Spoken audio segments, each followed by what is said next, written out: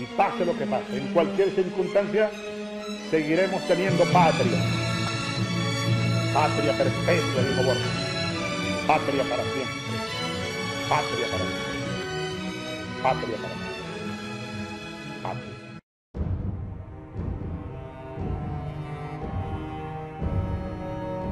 Las operaciones de guerra psicológicas del imperio en Venezuela. En el arte de la guerra, escrito hace más de 2500 años por el general chino Sun Tzu, según este autor del libro más famoso del mundo sobre la estrategia de la guerra, se debe incluir el arte de acometer contra el equilibrio mental del enemigo.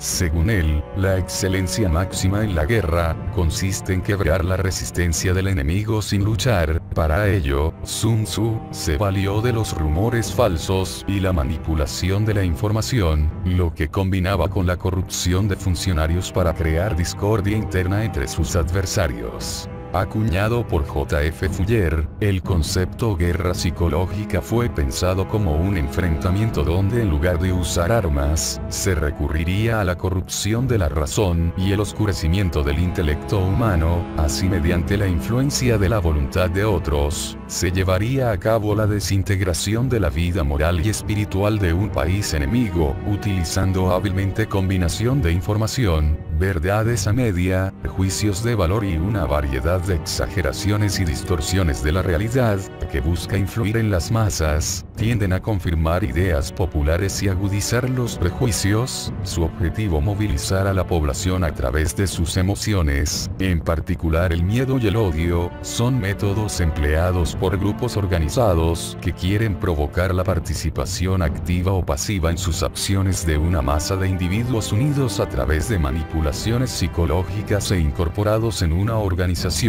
que trata de convencer y modificar opiniones y juicios de la población como un todo, y no de los individuos en particular. Estos grupos se valen de todos los medios de difusión disponibles, y echan mano a rumor y teorías conspirativas y lanzar una ofensiva multimediática, prensa, televisión, redes sociales, utilizando vehículos comunicacionales de mucha fortaleza como el Twitter, ya que cada una de esas vías comunicacionales tienen su propia capacidad y velocidad de penetración en el público. El imperio norteamericano utilizó por primera vez la técnica de guerra psicológica sobre su propia población, creando en el año 1917, bajo la presidencia de Woodrow Wilson, el Comité de Información Pública, dirigido por George Creel, un periodista amarillista que orquestó una ofensiva sin precedentes de propaganda probélica. Oficialmente es la primera oficina gubernamental de propaganda del imperio. Su diseño inicial de guerra psicológica se fundamentó en una campaña de histeria entre la población, con la finalidad de arrastrar a la guerra a los Estados Unidos, país que en esa época era aislacionista, utilizando los medios comunicacionales más poderosos de aquel tiempo, que eran la prensa escrita y el cine.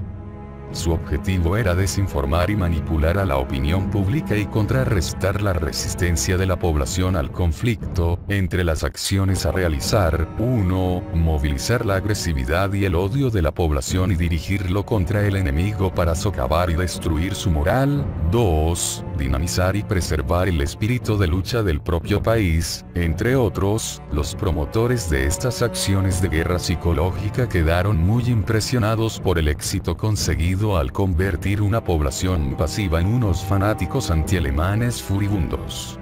Hubo en Estados Unidos una verdadera histeria antigermana. El método fue muy eficaz. El Manual de Operaciones Psicológicas de la Agencia Central de Inteligencia, CIA, en Nicaragua, Oman, 1985, define que la guerra psicológica es un tipo de operación militar que se ha delineada a partir de la Segunda Guerra Mundial en una modalidad escogida, de modo preferente, para controlar grandes masas o territorios, sin necesidad de recurrir a otras formas de guerra convencional.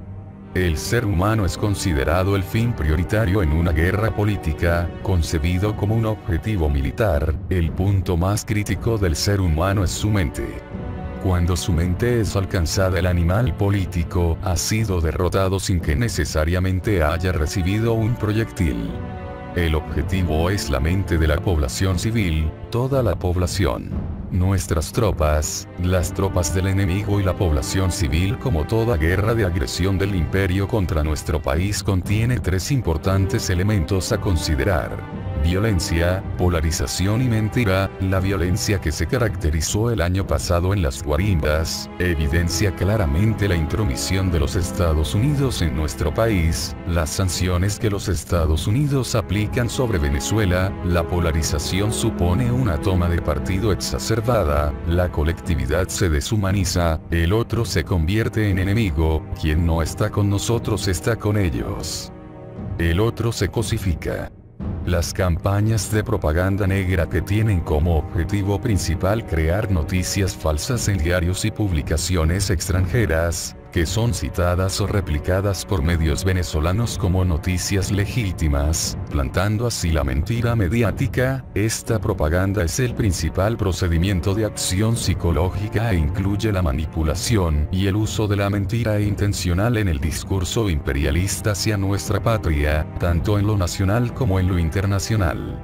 Este tipo de propaganda consiste en el empleo deliberadamente planeado y sistemático de temas, principalmente a través de la sugestión compulsiva y técnicas psicológicas afines, con el objetivo de alterar y controlar opiniones, ideas y valores, mediante la exacerbación del miedo y el odio en la población. Su fin último es el de cambiar las actitudes manifiestas según líneas predeterminadas. El objetivo militar es el ser humano y dirigido hacia la mente, también dirigido a las mentes de los ciudadanos norteamericanos, con el fin de fabricar un consenso aprobatorio y justificar el caso de una invasión. Lo justo de dicho procedimiento, y claro está, con la aprobación de los países aliados, también con la aprobación tácita de los ciudadanos de los países aliados por el efecto de la propaganda.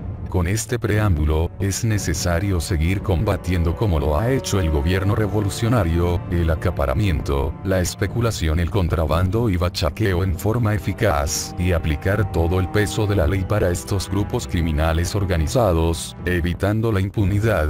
Por ello es necesario visibilizar el esfuerzo del gobierno revolucionario a diario en esta batalla, y generar redes de contraloría social y inteligencia social que identifique en todos los rincones del país a los rostros, medios y empresas que atacan a la economía del país mediante el golpe continuado económico contra Venezuela.